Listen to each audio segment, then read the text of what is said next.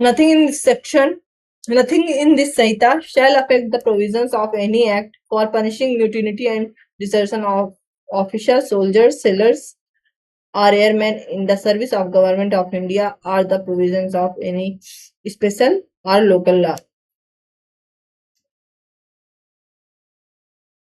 ठीक है, आर्मी से संबंधित कानूनों को प्रभावित ना करने की बात कर रहा है। ठीक है, सेकंड सेक्शन 2 वेरी इंपॉर्टेंट।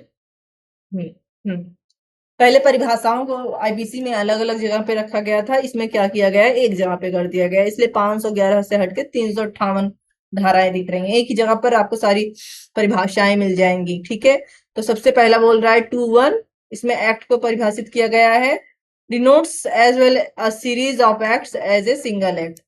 जैसे कि सीबीसी में था ना, कुछ ऐसी परिभाषा थी, ध्यान नहीं आ रहा सर। तो एक सिंगल एक्ट या बहुत सारे एक्ट के साथ एक्ट, मतलब चोरी हुआ तो वो एक्ट हुआ, उसके साथ उन्होंने मर्डर भी कर दिया है। ठीक है, तो इन सब को मिलाकर भी एक एक्ट होगा। देखो, अगर स्मॉल ए है तो ये कार्य के लिए एक्ट हो रहा है। ठीक है, और बड़ा वाला ए है तो ये बेयर एक्ट वाला ए एक्ट होगा। नाउ दूसरा, animal means any living creature other than human being, इंसान के अलावा कोई भी लिविंग क्रिएचर एनिमल में आएगा। थर्ड, ये वेरी इंपॉर्टेंट है, जब बीएनएस आया तो पहले वाला जो कॉपी आई थी उसमें भी ये नहीं था। ठीक है, सेकंड कॉपी लाई गई थी तो उसमें था child. Child means any person जिसने 18 साल का उम्र प्राप्त नहीं किया है, तो आप कह लो माइनर। ठीक है, now counterfeit, a person is said to be counterfeit who causes one thing to resemble another thing, intending by means of that resemblance to practice deception, or knowing it is to be likely that deception will thereby be practiced। तो क्या हो रहा है, जब कोई व्यक्ति एक चीज की ऐसी कॉपी बना रहा है, दूसरी कॉपी बना रहा है, जानते हो, नकली कॉपी बना रहा है, और इस उद्देश्य से बना रहा है ये जानते हुए कि उसकी जगह पे या तो इसका यूज करे। ठीक है, या पहले तो उद्देश्य खुद का ही उद्देश्य है उसका कि हम खुद इसको यूज करेंगे। सेकेंड, वो जानता है कि वो जो कॉपी बना रहा है उसका उद्देश्य किस लिए होगा, उसका फेक कॉपी में यूज होगा। ठीक है, तो क्या होगा, वो काउंटरफेट होगा। Explanation, it is not essential to counterfeiting that the imitation should be exact. जरूरी नहीं है कि आप जो कॉपी बना रहे हो एकदम सेम टू सेम हो। ठीक है, एग्जैक्ट, कुछ अंतर हो सकता है, लेकिन उद्देश्य भी वैसा होना चाहिए। अब जैसे नकली नोट मिलते हैं खिलौनों वाले, तो उनका उद्देश्य नहीं हो, बच्चों को सिर्फ खेलने के लिए है। लेकिन जो नकली नोट मार्केट में चलते हैं उनका उद्देश्य ये है कि असली नोटों को रिप्लेस किया जाए। ठीक है, ये दो तरीके का अंतर हो गया। Explanation second, when a person causes one thing to resemble another thing and the resemblance is such that a person might be deceived thereby, it shall be presumed until the contrary is proved that the person so causing the one thing to resemble the other thing intended by means of the resemblance should practice deception or knew it would be likely that deception would thereby be practiced। so ये बोल रहा है कि explanation, एक व्यक्ति क्या बोल रहा है, कॉपी बना रहा है तो ये, और उसको, ठीक है, अब वो कोर्ट में गया तो कोर्ट ये प्रज्यूम करेगा कि इन्होंने जब कॉपी बनाई तो ये जानते थे और या ये खुद यूज करने वाले थे, किसके लिए, उसको काउंटरफेट के लिए। ठीक है, नाउ अब अगर ये चाहें तो प्रिजम्पशन को जो है तोड़ सकते हैं। ठीक है, प्रिजम्पशन शैल नहीं में प्रिजम्पशन है, देखते हैं शैल इसमें है, इट शैल बी प्रिज्यूम्ड। ठीक है, शैल है,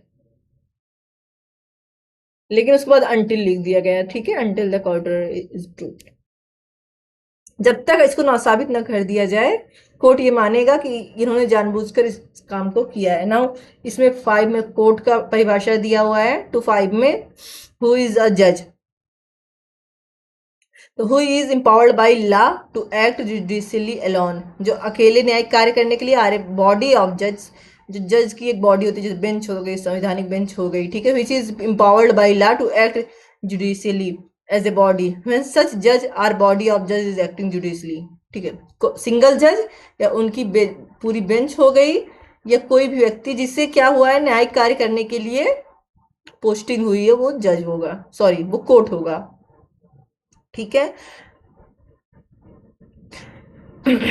death means death of human being, यहाँ ह्यूमन बींग का डेथ लिया जा रहा है, ठीक है। Dishonesty very important, 27 very important. क्यों डिसऑनेस्टी आप कहाँ देखोगे? चोरी में, चोरी का एक बहुत अति आवश्यक तत्व है, ठीक है। Dishonesty means doing anything with the intention of causing wrongful gain to one person और wrongful loss to another person. क्या इसका मतलब होता है?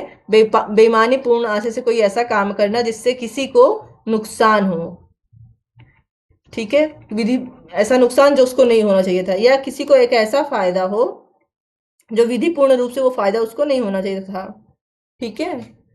डॉक्यूमेंट 28 में डॉक्यूमेंट दिया हुआ है, ठीक है। Means any matter expressed on described upon any substance by letters fingers और मार्क्स, ठीक है। तो सबसे पहले देखो क्या लिखा हुआ है। डॉक्यूमेंट मीन्स एनी मैटर, कोई भी ऐसा तथ्य जो है एक्सप्रेस्ड किया गया है या डिस्क्राइब किया गया है, किसके ऊपर? किसी तत्व के ऊपर। कैसे, किस प्रकार से? बाई मीन्स ऑफ लेटर्स, शब्दों के द्वारा, और फिगर के द्वारा, और मार्क्स के द्वारा, or by more than one, या इन तीनों में से किसी एक से ज्यादा के द्वारा, या तीनों को मिलाकर भी। तो ये बोला कोई किसी चीज पर एक्सप्रेस या डिस्क्राइब्ड है मार्क्स के द्वारा, जैसे आप बोलो लिख के कर दिया है, नंबरिंग करके, या किसी भी तरीके से कोई चीज लिख दी गई है, ठीक है, चाहे एक से अधिक साधनों द्वारा। And includes electronic and digital record, तो ये वाली लाइन नहीं है, ठीक है। आईपीसी में अमेंड द्वारा आई थी। इंटेंट टू बी यूज्ड, ये वेरी इंपॉर्टेंट है। Intent to be used, or which may be used, or which may be used, तो ये or which may be used नया दिख रहा है हमको शायद, but intent to be used था as evidence of that matter. तो कहा गया जो तथ्य लिखा गया है किसी डॉक्यूमेंट पर, किस आशय से लिखा गया है, इस आशय से लिखा गया है, या उसका ऐसा यूज किया जा सकता है, कैसे? एविडेंस के तौर पर, एविडेंस के तौर पर उसका यूज किया जा सकता है। तो ये बहुत जरूरी है कि जो भी डॉक्यूमेंट है उसका इंटेंट टू यूज है, या which may be used as evidence. Section 28 में डॉक्यूमेंटेड, 27 में क्या था? डिसऑनेस्टी थी, ठीक है। 23 में चाइल्ड था, और 24 में काउंटरफेट था। ये चारों इंपॉर्टेंट है, सब सेक्शन पूछ सकता है नेट के लिए भी, ठीक है। A writing expressing the terms of a contract which may be used as evidence of that contract is a document। बोल रहा है कि संविदा करने के लिए जो कागज बना था उस पर जो भी लिखा हुआ है वो साक्ष्य के रूप में यूज हो सकता है।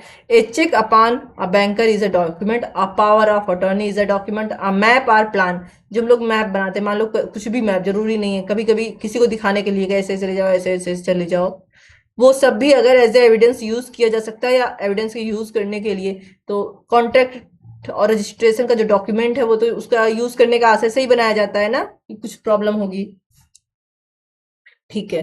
तो whatever is expressed by means of letters figures or marks as explained by mercantic, एक minute, mercantile or other uses shall be deemed to be expressed by such letters figures or marks within the meaning of this section, although the same may not be actually expressed।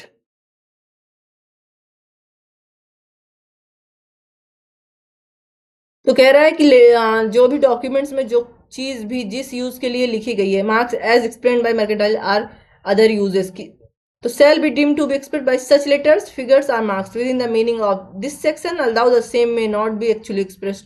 तो कुछ लिखा गया है, ठीक है, उसका चाहे normally meaning वो ना हो, लेकिन अगर इस सेक्शन के अंदर मीनिंग के अंतर्गत वो आता है तो वो लिया जाएगा। A writes his name on, example देखते हैं। A writes his name on the back of a bill of exchange payable to his old order, the meaning of the endorsement as explained by mercantile use, ठीक है, mercantile use is that the bill to is to be paid to the holder, the endorsement is a document and shall be construed in the same manner as if the words paid to the holder are words to that effect had been written over a signature। important नहीं है example ये, ठीक है, okay.